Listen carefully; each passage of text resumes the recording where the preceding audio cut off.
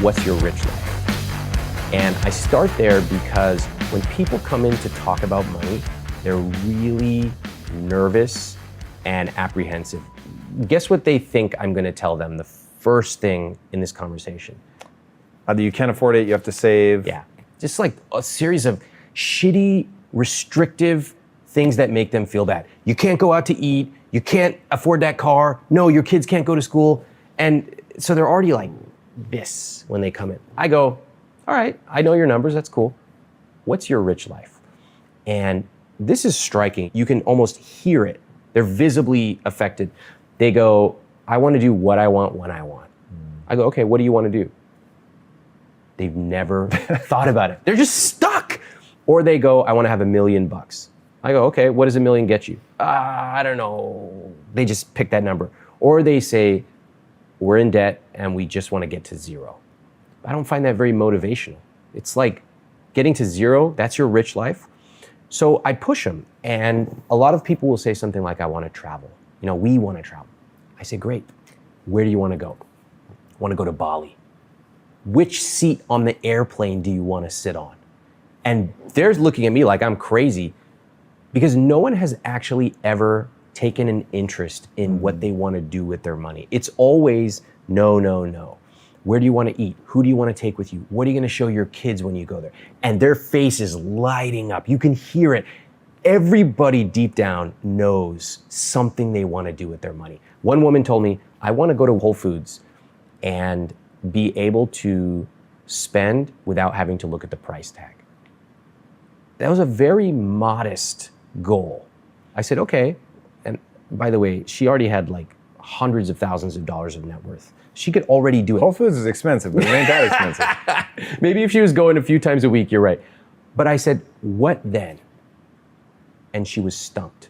Here we have somebody in their late 30s who's been very financially successful, and her dream is to go to Whole Foods and not look at the price tag.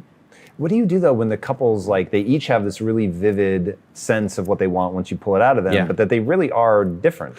Okay, the good news is that you don't have to always agree with your partner on certain things. He might want to spend money on a certain thing. It's fine.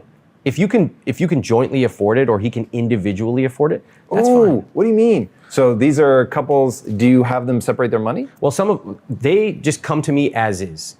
I'm first most interested in their story. So some of them have a joint account. Some of them are totally separate. Or what I like to recommend for couples is they have a joint account and they have their own independent accounts. Word. Yeah. What do you do? Well, we don't now, but when Lisa and I first got married, that's exactly what we did. We said, all right, we have one account where this is for all the bills.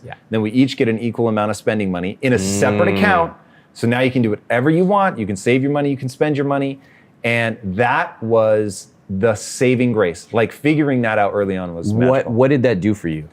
It freed us up because the things I wanted to spend money on, she thought was dumb. And the things she wanted to spend money on, I thought was dumb. Yes. So I was just like, hey, you do you. But look at the approach you took. It's so important for everybody to catch this. You could have fought about it. You could have discussed it and debated started there. it. Yeah. But people do this for their entire lives. And they're basically asking $3 questions.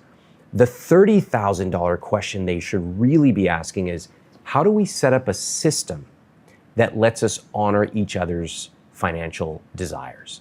So again, you could sit there and fight about cosmetics or cars or suitcases or whatever, and you do that for the rest of your life. That's what most people do. Oh my God. It's horrible. It's awful to sit there and you're fighting the same battle you fought 20 years ago, you're doing it today. Or what you and Lisa did, which is amazing, you set up a system. Okay, joint, now we got our mortgage or rent covered, etc. Independent accounts, and now the problem vanishes. So money always is going to be complicated, especially when you have two people, different earnings, different money philosophies. But the solution is not to simply fight and talk each other into seeing your perspective. Yes, you should talk about it, but sometimes you need to add some systems and psychology, which really solves the problem.